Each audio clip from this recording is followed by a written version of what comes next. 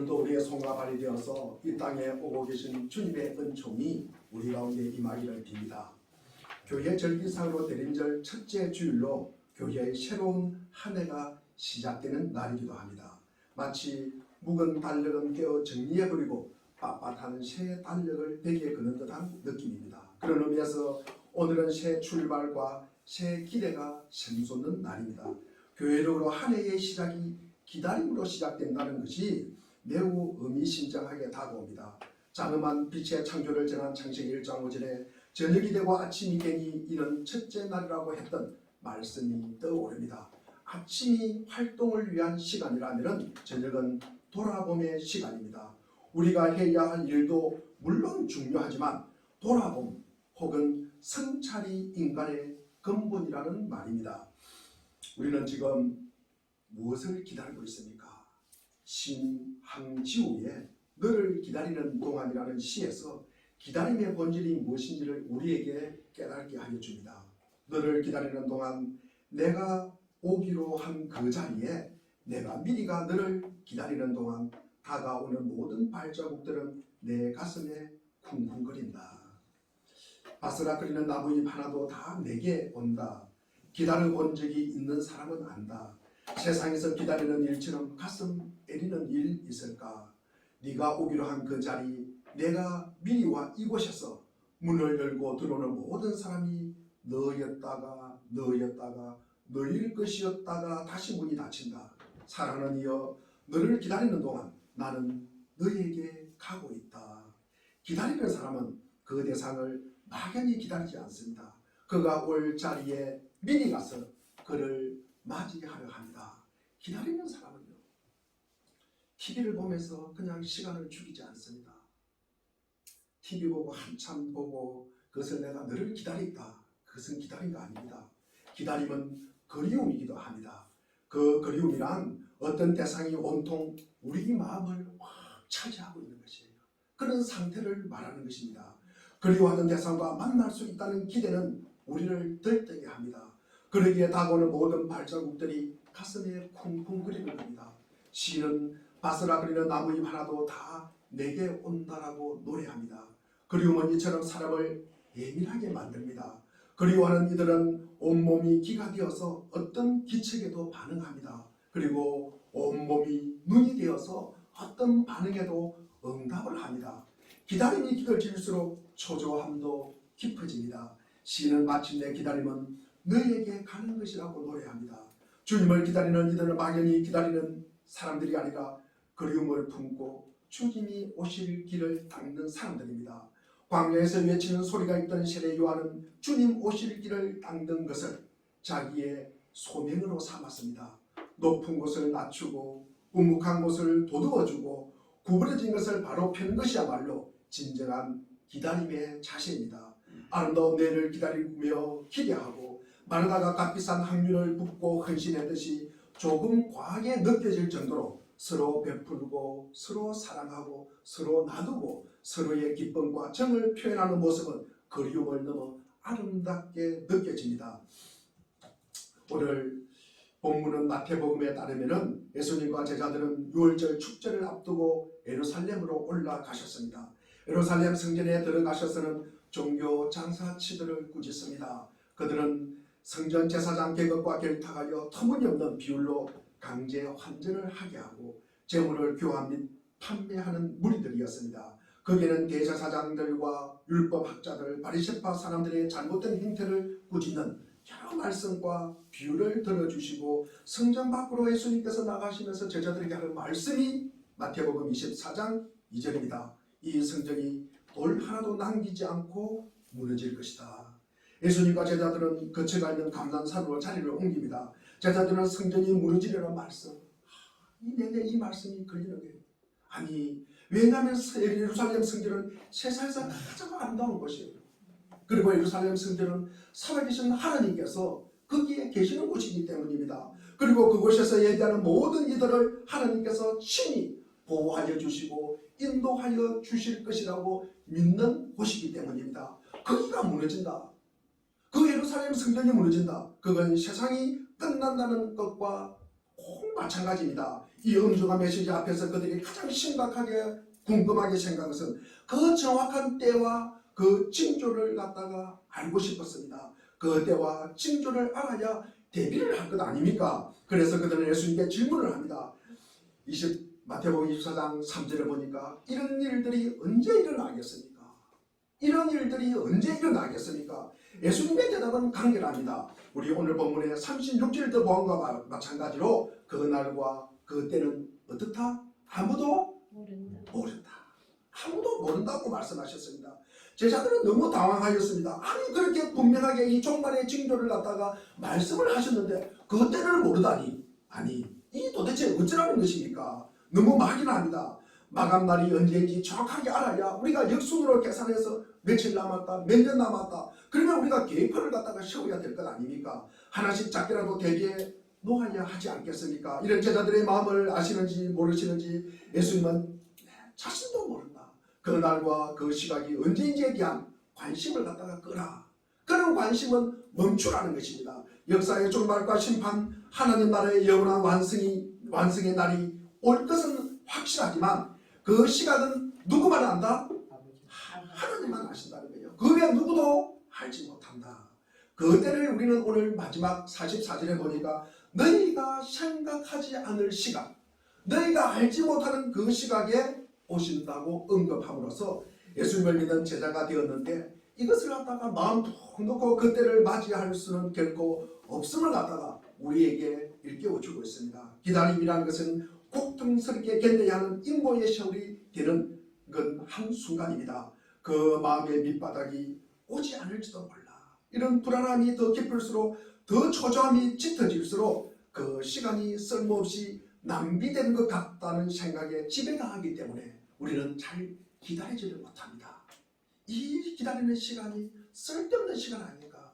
이 시간이 낭비하는 시간 아닌가? 이 시간에 내가 돈을 벌고 내가 이 시간에 일을 하면은 얼마나 좋은 것을 많이 하실까? 그런 생각을 하면은 우리가 기다리지를 못한다는 것입니다. 기다림이란 마음의 생각이 아니라 행위입니다. 어두운 밤의 시간은 누구에게나 끝없이 길기만 합니다. 하지만 보이지 않을 만큼 멀어도 어두운 밤은 반드시 지나고야 말 테고 희뿌연 새벽도 끝나기 마련입니다. 광명한 아침이 온다는 것을 믿고 기다리는 사람은 몸가짐을 추스리며 끝까지 버틸 수가 있습니다. 기다림을 우리가 이렇게 볼 때 그것은 그 자체가 새 희망이요 하늘에서 주시는 복이 될 수가 있는 것입니다. 우리 신앙의 조상들 중에는 막연한 기다림의 시간을 보냈던 분들이 너무나 많습니다. 대부분 이 믿음의 사람들은 그 시간을 견뎌냈습니다. 노아는 방주를 만들라는 하나님의 명령에 히브리서 11장 7절에 보니까 우리 11장 7절을 한번 읽어보겠습니다. 시작.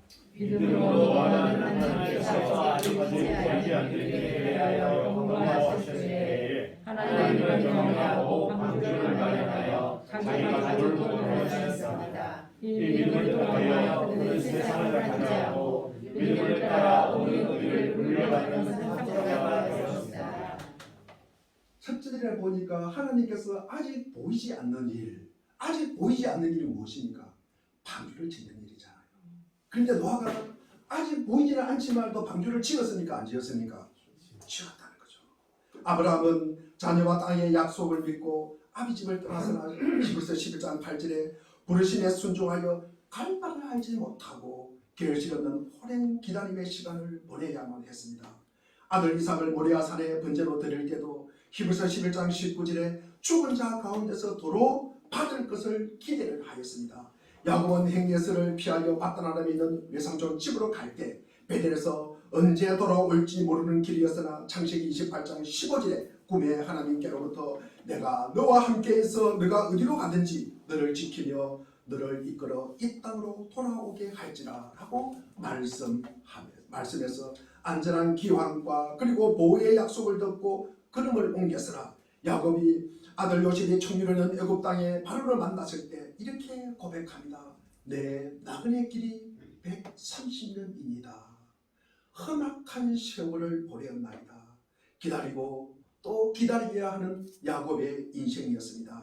하지만 이들 모두 막연한 기다림의 시간을 두고 기다림을 신앙의 복된 승리로 일궈낸 분들입니다.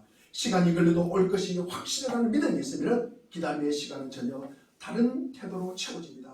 기다림은 한숨과 포기의 시간이 아니라 질문과 각성의 시간이 됩니다. 한마디로 깨어있는 시간이 되는 것입니다. 깨어있다면 질문과 통찰 그리고 깨달음에 대한 잇된 행동이 발생합니다. 그러니 기다리는 것 자체가 하염없이 무의미하게 흘러버리는 소멸되는 먼지 단어들이 아닙니다. 기다림을 깨어있는 각성의 시간으로 만들 때 그 자체가 기다리는 대상만큼 중요한 삶의 이유가 될 수 있습니다. 기다린 대상만큼이나 기다린 자가 의미있고 가치 있는 삶이 된다는 말씀입니다. 기다림이 주는 성찰과 행동은 다가감입니다. 오늘 본문에서는 기다림을 다가감의 모습으로 나누어서 그 예를 갖다가 보여주고 있습니다. 기다림은 우선 하나님께 다가감입니다. 우선 하나님과의 관계에서 노아의 기다림입니다. 우리 37절에 보면은 노아의 때와 같이 이 인자가 올 때도 그러할 것이다. 38절에 홍수 이전 시대에 노아가 방주에 들어가는 날까지 사람들은 먹고 마시고 장가가고 시집가며 지냈다. 39절에 홍수가 나서 그들을 모두 휩쓸어 가기까지 그들은 아무것도 알지 못하였다. 인자가 올 때도 그러할 것이다.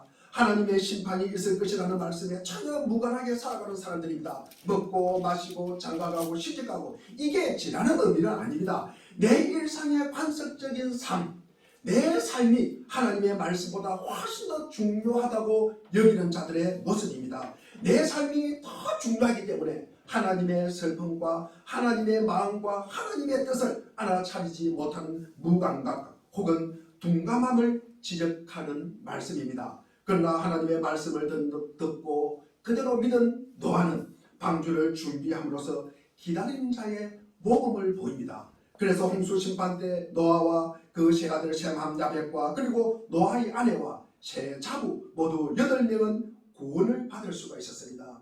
이런 노아의 말씀에 대한 믿음과 순종이 노아는 그 말씀만 믿고 나아갔으며 그 말씀만 믿고 보이지는 않지만 그리고 그 말씀을 지켰고 그 말씀을 순종하였습니다. 그래서 구원으로 인도하는 그런 복을 받게 되었습니다. 두 번째로는 집주인의 예를 들면서 기다림은 자기에게 맡겨진 사명의 자리로 다가가는 것입니다. 그 사명이 자기 일이라는 것이 깨달아지는 거예요. 자신이 해야 할 때일 것임을 알고 뜨거워진 가슴을 안고 나가는 것입니다. 다니엘서 우리가 10장 7절을 보면은 지난 우리 수요일에 드린 말씀입니다. 히데겔 강가에서 이 다니엘이 큰 환상이 큰 전쟁이 있을 것이라는 환상을 보게 됩니다. 그런데 거기에 많은 사람들이 있었지만도 그 환상을 본 사람은 누구입니까? 다니엘 홀로라는 거죠. 홀로. 다니엘서 10장 7절에 기록되어 있습니다. 홀로 보았다. 그러면서 함께한 다른 사람들은 보지 못하고 떨며 도망갔다라고 기록하고 있습니다. 전혀 엉뚱한 자리에서 엉뚱한 마음을 품고 기다리면 헛수고입니다. 하나님과의 약속의 자리에서 기다려야 하는 것입니다. 내 마음대로 위치를 정하고 장소를 정하고 내 좋을 대로 목적을 정하고 그리고 시간을 정해서 기다리면 됩니까? 안 됩니까? 안 돼요. 안 됩니다. 한 사람만 대답하시는데 다시 한번 묻겠습니다. 내 마음대로 위치를 정하고 장소를 정하고 내 좋을 대로 목적을 정하고 시간을 정해서 기다리면 됩니까? 안 됩니까? 안 됩니다. 우리 42절에 보니까 그러므로 깨어있으라 너희는 너희 주님께서 어느 날 오실지를 알지 못하기 때문이다. 43절에 이것을 맹심하리라 집 주인이 도둑이 밤 몇 시에 올지 알고 있으면 그는 깨어있어서 도둑이 집을 뚫고 들어오도록 내버려두지 않았을 것이다.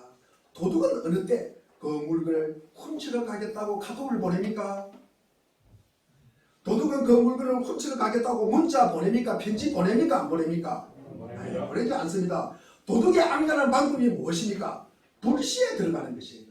남 모르게 들어가는 게요. 남이 기대하지 않을 때 그 시간에 들어가는 것입니다. 그러므로 보물을 집에 보관하고 있는 집주인은 항상 깨어 있어야 합니다. 이 내용을 바르게 우리가 이해하기 위해서 우리가 알아야 할 것은 그리스도의 오심을 대비한 이 그리스도의 경계는 공포에 휩싸이는 경계나 그리고 불안에 드는 그런 경계가 아니라는 것입니다. 이것은 영광과 기쁨으로 오시기를 고대하는 열렬한 대망의 기쁨으로 고대하는 경계입니다.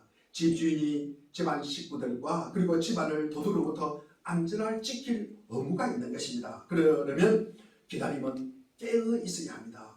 깨어 있으니 기다림으로 나아가는 것입니다. 이것이 자기에게 맡겨진 일에 미리 가서 준비하는 모습이라는 것입니다. 세 번째로는 우리의 일상에서 기다림의 자세를 보여줍니다. 예수님은 밖에 있는 사람들과 맷돌 가는 사람들의 이야기를 덧붙여 들려줍니다. 우리 40절과 41절을 한번 읽어보겠습니다. 40절, 41절입니다. 시작. 그때 두 사람이 밭에 있으리라. 하나는 데려가고 하나는 버려둘 것이다. 두 여자가 너를 가고 있으리라. 하나는 데려가고 하나는 버려둘 것이다. 같은 일상의 삶을 살고 있는데 같은 일을 하고 있습니다. 그런데 하나는 데려가고 하나는 버려두시겠다고 하십니다. 둘 사이의 차이가 뭘까? 둘 사이의 차이가 뭘까? 하나는 데려가고 하나는 버려두시겠다. 예수님은 깨어있음을 강조하심으로써 그 차이를 드러냅니다. 여기서 핵심은 알아차림. 알지도 못하는 날을 기다리며 깨어 준비하는 자가 되라고 당부하십니다. 깨어 준비한다는 말은 먼저 가서 기다리는 것을 의미하는 것입니다. 예수님께서 요청하시는 이 기다리는 자의 삶의 태도는 깨어남입니다. 마냥 게으르게 보내거나 허망하게 시간을 보내거나 지나치게 긴장하면서 부들부들 떨면서 시간을 보낼 필요가 없다는 말씀입니다. 기다림의 태도는 완급 조절 따위는 없습니다. 깨어 일어나 우직하게 성심껏 기다림으로 살아가는 것입니다. 기다리는 시간이 길어지면 처음에는 그 기다리는 이유에 대해서 생각을 합니다. 그리고 점차 기다리는 나 자신의 내면을 들여다보게 됩니다. 나아가 나와 너와의 관계를 성찰하게 되고 계속 더 기다리게 하는 이유와 기다리는 동안에 해야 할 일을 갖다가 궁리하게 되는 것입니다. 바로 거기에 기다림의 의미가 발생합니다. 예전에는 빚비도 후대전화도 없던 시절에 약속장에서 막막하게 기다리게 하는 일들이 종종 있었습니다. 만날 시간과 장소는 분명히 약속을 했지만 상대방이 나타나지 않습니다. 그 이유를 알 길이 없으니 그냥 기다리게 한다는 것입니다. 온다는 것이 확신이 있다면 기다려지지만 그런데 오지 않을지도 몰라. 그런 마음이 들면 의심이 들면 우리는 기다릴 수가 없습니다. 기다리는 동안 이런저런 궁리를 합니다. 만나면 첫마디를 무엇이라고 말할까? 어떤 표정을 지을까? 그리고 나는 누구인가? 지금 무엇을 하고 있는가? 내가 지금 헛수고하고 있는 것은 아닌가? 그리고 기다리는 상대가 누구인가? 나와 어떤 관계에 있는지를 곰곰하게 생각을 하는 것입니다. 이게 우리가 만남을 준비하는 거예요. 이게 우리가 미리 올 그 사람에게 다가간다는 의미입니다. 그 중 하나가 다음번에 상대방이 또 지각을 하더라도 참아줄 최대의 시간을 갖다가 결정하는 것입니다. 관계의 밀도에 따라서 10분도 우리가 기다려줄 수 없는 사람이 있는가 하면은 10시간 이상도 참아주고 기다려야 하는 그런 사람도 있다는 말씀입니다.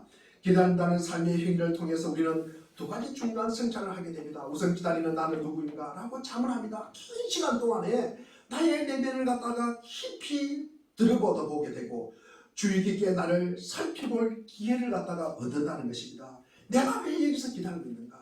내가 무엇 때문에 내가 여기서 기다리고 있는가? 그러면서 나는 어떤 사람인가를 보게 되는 것입니다. 나는 지금 화를 내고 있는가? 나는 지금 배신감을 느끼면서 기다리고 있는가? 안 그러면 만날 그 사람, 오늘 그 사람을 위해서 기도하면서 기다리는가? 나는 평정심을 갖고 차분하게 기다리는가? 기다리는 행태를 통해서 자신을 갖다가 알게 되는 거예요. 자신을 갖다가 보게 되는 것입니다. 난 누군가? 여긴 또 어딘가? 고개의 표현 그대로 우리는 어디서 왔으며 누구이고 어디로 가는가? 라는 같은 질문을 갖다가 하게 됩니다. 긴 시간의 기다림이 주는 첫 번째 선물은 나의 존재를 반성하고 깊이 생각하게 만들어줍니다. 그리고 기다림은 기다림의 대상을 곰곰이 생각하게 합니다. 이것을 저는 다가감이라고 표현을 하고 있습니다.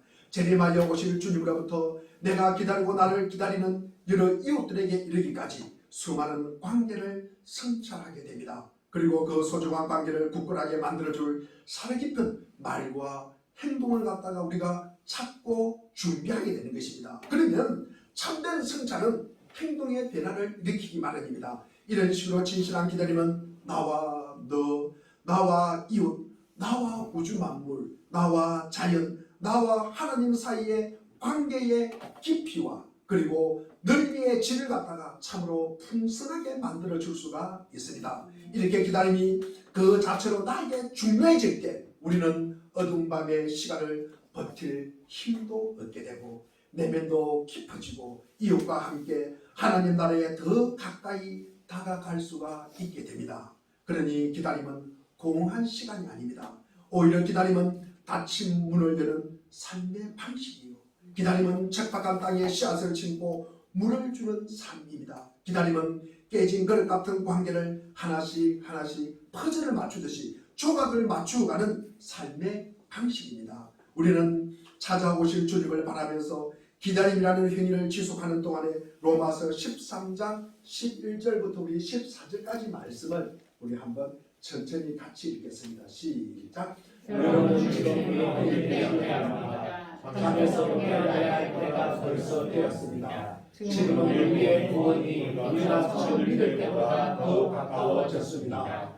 밤이 깊고 낮이 가까웠습니다. 그러므로 우리는 어둠의 휴식을 벗어버리고 빛의 갑옷을 입읍시다. 낮에 행동하듯이 단정하게 행합시다. 호산, 연애와 술 취함, 권리와 방탕, 싸움과 시기에 빠지지 마십시다. 주 예수 그리스도로 옷을 입으십시오. 정욕을 채우려고 육체를 빼앗지 마십시오. 그렇습니다. 우리는 구원의 때를 기다리면서 어둠의 행실을 벗어버린다. 기다리는 자는 정욕을 위하여 육신의 일을 도모하지 말라. 그리고 마태복음 우리 25장 35절과 40절 말씀에서도 예수 그리스도가 다시 오는 이심을 기다릴 때 35절에 내가 줄일 때 너희가 먹을 것을 주었고 목마를 때 마시게 하였고 나그네 되었을 때 영접하였고 헐벗었을 때 옷을 입혔고 병들었을 때 돌봤고 옥에 갇혔을 때 와서 보았느니라. 이에 의인들이 대답하여 이르되 주여 우리가 어느 때 주께서 줄이신 것을 보고 음식을 대접하였으며 목마르신 것을 보고 마시게 하였나이까. 어느 때 나그네 되신 것을 보고 영접하였으며 헐벗은 것을 보고 옷 입혔나이까. 어느 때 병드신 것이나 옥에 갇힌 것을 보고 가서 배웠나이까 하리니 임금이 대답하여 이르되 내가 진실로 너희에게 이르노니 너희가 여기 내 형제 중에 지극히 작은 자 하나에게 한 것이 곧 내게 한 것이니라. 지극히 보잘것없는 사람 그 하나에게 한 것이 예수님에게 한 것이라고 말씀하고 있습니다. 이런 우리의 이웃 사랑이 우리 삶을 더 진실한 기다림으로 만들어낼 것입니다. 사람들은 저에게 꿈 이야기를 자주 합니다.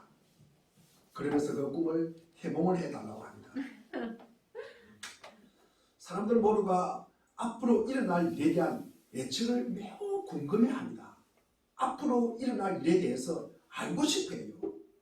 이것은 우리가 많은 어떤 무당들에게 찾아가는 사람들의 고객들의 반 이상이 그리스도인이라 그러죠. 그 사실을 보면은 알 수가 있습니다. 교회 다니더라도 내일을 알고 싶어요. 그 정확한 때와 시기를 갖다가 알고 싶습니다. 지난주에 제가 말씀드린 바와 같이 인간이 반드시 죽는다는 확실한 삶을 갖다가 확실한 사실을 알면 되었지. 내가 언제 죽는다는 것을 알면 좋겠습니까? 싫겠습니까? 내가 언제 죽을 것이다. 알면 좋겠어요? 싫겠어요? 끔찍한 일입니다. 내가 어느 날 몇 시 몇 분에 내가 죽는다는 것을 정확하게 알면 우리는 살 수가 없어요. 살 수가 없습니다. 아마 그것이 정확한 날짜가 알면은 좋다고 그러면은 아마 하나님께서 우리에게 말씀해 주실 것입니다. 그리고 성경에도 아마 기록을 해 주었을 것입니다. 그래서 그것을 안다는 사실은 우리에게 전혀 유익하지 않다는 것입니다. 결과를 알면 좋겠습니까? 좋을 것 같습니까? 그렇지 않습니다. 좋은 일이 아마 있을 것이다. 그러면 사람이 나태해져요. 그리고 나쁜 일이 있을 것이다. 그러면 자포자기해버려요. 둘 다 좋지 않다는 말씀입니다. 그래서 제게 꿈 이야기를 하면 저는 늘 뭐라고 이야기하냐? 개꿈입니다. 저는 늘 개꿈입니다. 누가 무슨 이야기를 해도 저는 개꿈입니다. 그러면요 그냥 가만히 계시는 분도 계시는데 그래도 성경을 좀 읽었고 내가 교회를 가다가 좀 다녔고 이런 분들은 이렇게 저에게 반발을 합니다. 아니 요셉도 꿈을 꾸고 다니엘도 꿈 해석을 해주었는데 어찌하여 목사님은 꿈 해몽을 못 하시는 것입니까? 안 하시는 것입니까? 라면서 영적으로 그렇게 둔감하여서 어떻게 목회를 하십니까? 라는 표정을 갖다가 말은 안 합니다. 목사님이 그런 이야기를 안 하겠죠. 그런데 그런 표정을 지어요. 그런 표정을 짓습니다. 그래도 저는 절대 쏘아 넘어가지 않습니다. 그래도 저는 개꿈이라고 힘들어 말합니다. 저는 성경을 통해서 우리에게 모든 계시의 말씀은 성경이 주셨다. 그렇게 믿는 사람입니다. 그래서 내가 꾼 꿈이 궁금하면요, 다른 사람에게 물어보지 말고 하나님께 기도하십시오. 아멘. 기도하시길 바랍니다. 아멘. 하나님께서 누구를 잘 알고 있습니까? 목사가 더 잘 알고 있겠습니까? 하나님이 더 잘 알고 있겠습니까?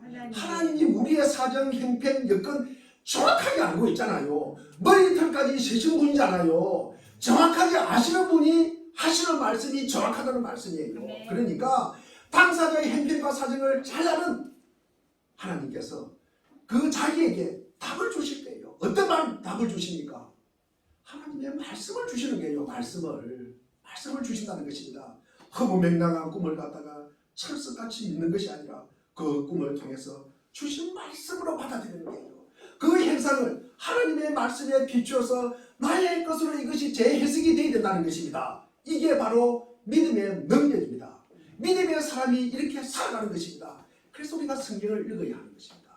성경을 알아야 하는 것입니다. 결국 마지막 때 일이 어느 때 오느냐, 성경에서는 하나님만 아신다고 답을 주었음에도 불구하고 그 때가 언제인가 그것을 갖다가 풀이하고 해석하고 뭘 하면서 매달리는 분이 있어요.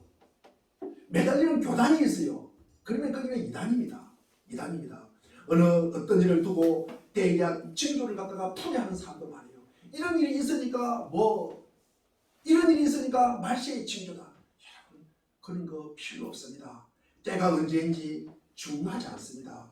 어떤 일에 대한 징조도 중요하지 않습니다. 더 중요한 것은 무엇입니까? 어떤 몸가짐을 가지고 우리가 기대하면서 주님을 기다리면서 살아가느냐, 그 몸가짐이 훨씬 더 중요하다는 말씀입니다. 대림절 첫 번째 주일입니다. 여러분은 지금 누구를 간절히 기다립니까? 예수 그리스도. 어떤 아름다운 사건을 기다리고 있습니까? 자녀들이나 그리고 지금 수능을 봤으니까 합격의 소식을 기다리는 분도 있을 것이고, 그리고 건강검진을 하고 좋은 아마 아프지 않다, 아무 다르다라는 또 우리가 그런 소식을 기다리는 것도 있을 수 있습니다. 자기들이 어떤 취업이라든지 여러 가지 준비를 하면서 좋은 소식이 올 것을 기다리는 분도 아마 있을 것입니다. 우리가 진심으로 우리가 기다릴 수 있다는 것은요, 복이에요, 복. 우리가 주님을 갖다가 분명하게 기다린다. 그것은 믿음의 사람만이 할 수 있잖아요. 주님이 오시기를 우리가 어떻게 아십니까? 우리가 온다는 확신이 있다는 것이 복이라는 거예요, 복. 그래서 분명하게 확실하게 오실 주님을 기다리는 은혜가 있기를 바랍니다. 우리가 요한복음 7장 37절과 38절에 보면 명절의 가장 중요한 날인 마지막 날에 예수님께서 일어서서 큰 소리로 말씀하셨다. 목마른 사람들은 다 나에게로 와서 마시라. 나를 믿는 사람은 성경이 말한 바와 같이 그의 배에서 생수가 강물처럼 흘러나올 것이다. 모든 생명체를 살리고 치유하는 이 생수가 예수님에게서 흘러나올 것이다. 그래서 예수님을 믿으면은 내면적 갈등을 근원적으로 해결해 줄 생수의 샘을 갖다가 우리가 가진다는 의미입니다. 주님께서 우리에게 다시 내려오실 줄 믿고 기다리는 절기입니다. 그 기다림이 확신하면 확신할수록 그게 바로 믿음으로 표현되는 거예요. 2000여 년 이미 오셨던 예수님의 삶과 말씀을 기억하며 언젠가 다시 오셔서 역사의 심판과 완성을 이루실 분을 대림절 4주간 간절한 마음으로 미리 다가가고, 그리고 먼저 다가가고, 그리고 준비를 하십시오. 어떤 환난과 시련 속에서도 주님과의 관계를 맺으며 내게 맡겨주신 사명의 자리로 먼저 다가가십시오. 그리고 일상의 삶도 미리 다가가십시오. 그리고 준비하십시오. 일상에서 기다림의 자세가 중요함을 알고 깨닫고 그 마지막 때가 언제 닥쳐오든 후회 없이 기쁨으로 맞이할 수 있도록 우리 모두 멋진 기다림의 삶을 살아가는 대림절 4주간의 절기가 되기를 기원합니다. 그리하면 모든 지각에 뛰어난 하나님의 평강이 그리스도 예수 안에서 우리의 마음과 생각을 지켜주시고 보호하여 주시고 흔들림 없이 인도하여 주실 것입니다. 기도하겠습니다.